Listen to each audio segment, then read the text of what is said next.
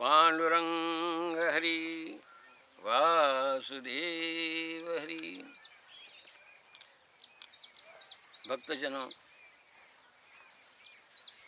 हमने कल के प्रवचन में सुना था कि हलाहल विष भगवान शिव ने अपने कंठ में धारण किया, ना उसे बाहर निकाला ना उसे अंदर जाने दिया।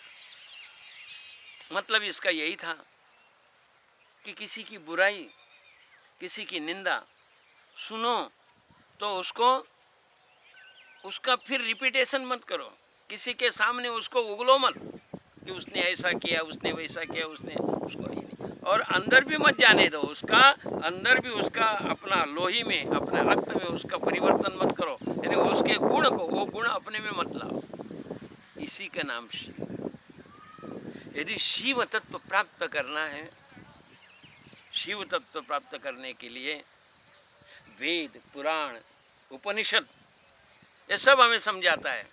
क्या समझाते हैं कि ब्रह्म को प्राप्त करने के लिए पहले ब्रह्म समझो, यानी ब्रह्म यानी सुख। सुख का मतलब क्या है? ब्रह्म। जो ब्रह्म है वो सुख है, जो सुख है वही ब्रह्म है। तो यदि आपको ब्रह्म प्राप्त करना है तो ब्रह्ममय हो जाना पड़ेगा। यदि आपको ब्रह्म प्राप्त करना है तो ब्रह्ममय होना ही पड़ेगा। एक किसान के घर में बकरी थी, गाय थी, भैंस थी। तो उस किसान ने क्या किया? भैंस का दूध, गाय का दूध और बकरी का दूध, तीनों दूध एक तपेली में लिया, उसको गर्म किया। गर्म करने के बाद में उसमें थोड़ा मिला, दही डाला, और दही मिलाने के बाद में उसमें से 3 दिन के बाद में उसका मंथन किया और उसमें से लोनी निकला, मक्खन निकला। और मक्खन को बाहर रखा है। तो वो बकरी थी, उसे बकरी, उसकी मालिकी तत्व, उसका मालिकी भाग उसका भाई का था। गाय जो थी उसकी बहन की थी और भैंस उसकी खुद की थी। अभी उसके भाई ने और उसके बहन ने बोला कि भाई हमारे जानवर का तुमने दूध लिया है और वो दूध में तुम्हारे पास में करके उसको गर्म करके उसका तपेले में उसका अपने मक्खन निकाला है, तो हमारा मक्खन हमको दे दो। उसने बोला कि भाई तो ले लो इसमें। नहीं नहीं, ऐसा नहीं, ये तो तीनों का मिक्स मक्खन है, भैंस का भी है, गाय का दूध का भी है और बकरी का दूध का भी है। हमको हमारा बकरी का दूध का ही मक्खन चाहिए, तुम्हारा भैंस का और गाय का नहीं चाहिए। गाय वाला बोलता तुम्हारे भैंस और बकरी का इसमें मिक्स नहीं है, मुझे मेरा गाय का मक्खन दे दो। अभी क्या ये शक्य है? तीनों दूध एकत्र होने के बाद में उसमें से जो मक्खन निकला है, वो मक्खन में से बकरी का कौन सा, गाय का कौन सा, भैंस का कौन सा, ये अलग नहीं हो गए। क्यों? को एक हो गए, वो मक्खनमय हो गए, वो दूध नहीं रहे, उनका परिवर्तन हो गया, उनका परिवर्तन हो गया। दूध की जो गुणवत्ता थी वो गुणवत्ता अभी बदल गई है, वो गुणवत्ता में अंतर आ गया है, अभी उसका रूपांतर हो गया, उसका पुनर्जन्म हुआ है। अभी वो पहले जन्म में नहीं जा सकते, फिर से वो दूध नहीं बन सकता है। मक्खन का घी बनेगा, लेकिन घी बनने के बाद में वो मक्खन नहीं बनेगा।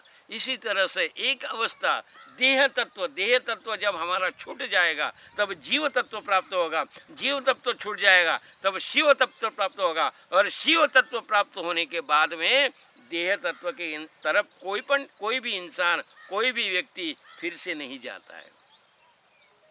ब्रह्म यानी सुख, सुख प्राप्ति के लिए ब्रह्म की खोज आवश्यक है। ब्रह्म पा लिया तो सुख पा लिया, सुख मिल गया। इस दुनिया के अंदर यदि सुख मिलना है तो ब्रह्म को हमको खोजना पड़ेगा, ब्रह्म देखना पड़ेगा। ब्रह्म कहाँ छुपा हुआ है? ब्रह्म तो यत्र तत्र सर्वत्र, जो देखो वो ब्रह्म है। जो भी दिखाई देता है वो ब्रह्म है। पशु में ब्रह्म है, पक्षी में ब्रह्म है, पत्ती में ब्रह्म है, वृक्ष में ब्रह्म है, हवा में ब्रह्म है, आकाश में ब्रह्म है, अग्नि में ब्रह्म है, धरती में ब्रह्म है, सभी जगह ब्रह्म है। लेकिन ब्रह्म को परिवर्तित करना पड़ेगा, उसका मक्खन बनाना पड़ेगा, उसका नवनीत बनाना पड़ेगा, उसको मंथन करना पड़ेगा। मंथन करने के बाद में वो ब्रह्म बनेगा, तब मालूम पड़ेगा कि कितना मुलायम है, कितना पौष्टिक है, कितना शुद्ध है, कितना सात्विक है, बाद में मालूम पड़ेगा, लेकिन उसके पहले नहीं मालूम पड़ेगा। इस ब्रह्म को समझने के लिए दो संज्ञा की जरूरत है। साधु कहते, संत कहते, महात्मा कहते, भैया एक तो तू शून्य बन जा, जीरो जिसको बोलते जीरो, एक तो तू जीरो बन, शून्य बन जा, नहीं तो तू 9 बन जा। 1 2 3 4 5 6 7 8 ये मत बन, इसकी जरूरत नहीं। एक तो तुझे शून्य बनना है, एक तो तुझे 9 बनना है। यदि तू 9 बनेगा तो भी तू ब्रह्म को पा जाएगा, तो सुख को पा जाएगा, तब सुखरूप बन जाएगा। सुख और तेरे में कोई अंतर नहीं होगा, अभिन्न हो जाओगे, सुख और तू अभिन्न हो जाओगे, एक रूप हो जाओगे। कब? जब तुझे 9 प्राप्त होगा, 9 तत्व प्राप्त होगा। यानी यदि 9 तत्व प्राप्त करना है तो तुझे 1 से 8 तक, 8 तत्व तक तुझे गुजरना पड़ेगा, तभी तुझे 9वां तत्व प्राप्त होगा। यदि तुझे ये प्रवास नहीं करना है, इतना नहीं कर सकता है, ये तेरे खुद की कैपेसिटी नहीं है इतना करने की, तो तू शून्य के ऊपर ही खड़ा रह जा और शून्य बन जा, जीरो बन जा। जीरो का मतलब क्या है? संपूर्ण सरेंडर, शरणागति।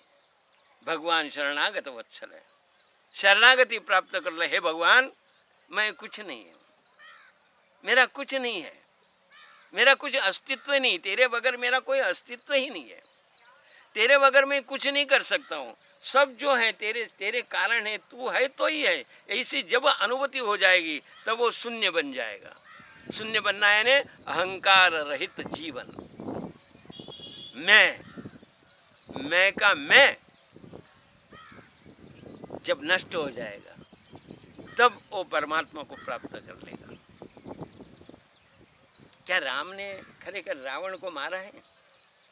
क्या कृष्ण ने दुर्योधन को मारा है? एक कथा तो हमने सुनी है कि राम रावण के युद्ध हुआ, राम ने रावण को मारा, कृष्ण ने बालपन में अपने मामा कंस को मारा। क्या ये सच है? कंस को ना कृष्ण ने मारा, ना रावण को राम ने मारा।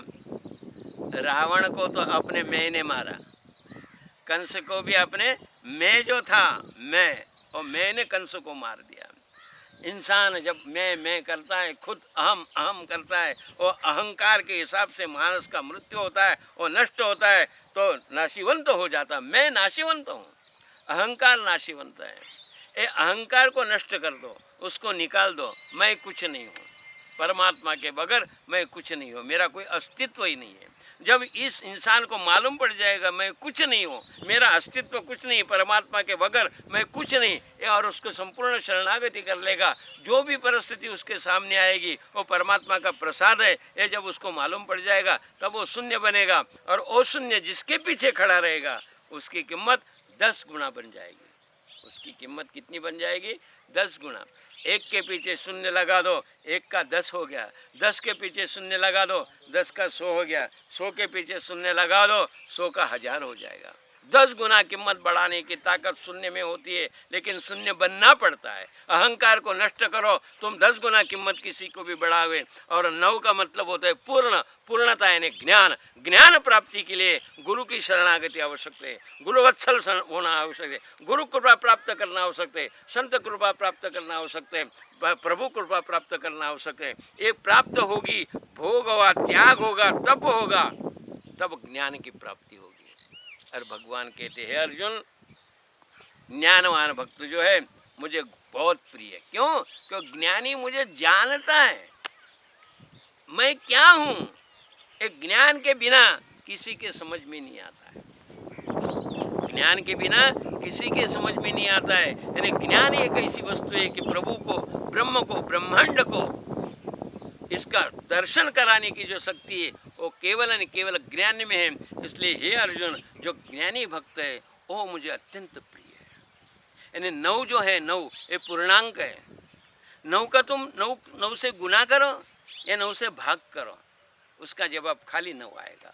9 एका 9 यानी 9 ही होता है। 9 2 18, 18 यानी 8 और 1 9 होता है। 9 तेरे 27, 7 और 2 9 होता है। 9 चौक 36, 3 और 6 9 होता है। 9 की कितने दफ़े गुना करो उसका मूलांक 9 ही आएगा। और 9 को किसी से भी भागो तो उसका मूलांक 9 में ही परिवर्तित होता है। 9 पूर्णांक है। 9 पूर्णांक ब्रह्म का स्वरूप है। यदि आपको पूर्ण ब्रह्म, पूर्ण ज्ञानी बनो तो परमात्मा को तुम पा सकते हो, परमात्मा को जान सकते हो, परमात्मा के पास तुम्हारी उपस्थिति हो सकती है। यदि 9 आपको नहीं मालूम पड़ता है, आप 9 नहीं बनते हो, तो आप इस माया में भ्रष्ट हो जाओगे।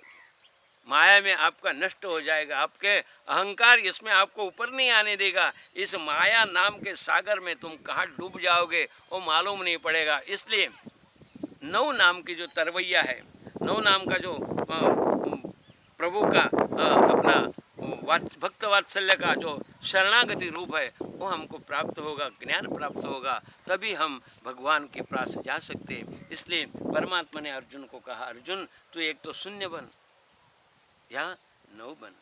क्या बनना है वो तुझे करना है, क्योंकि युद्ध तुझे करना है। इसी तरह हे भक्तजनों, हम नक्की करें कि हमें शून्य बनना है कि हमको 9 बनना है। दोनों स्थिति बहुत अच्छी है, दोनों स्थिति बहुत अच्छी है, लेकिन हमें क्या बनना है उसके लिए हमको निश्चित करना पड़ेगा। और निश्चित करने के लिए प्रभु की कृपा आवश्यक है। और प्रभु की कृपा पाने के लिए बोलना पड़ेगा, पांडुरंग हरि वासुदेव हरि।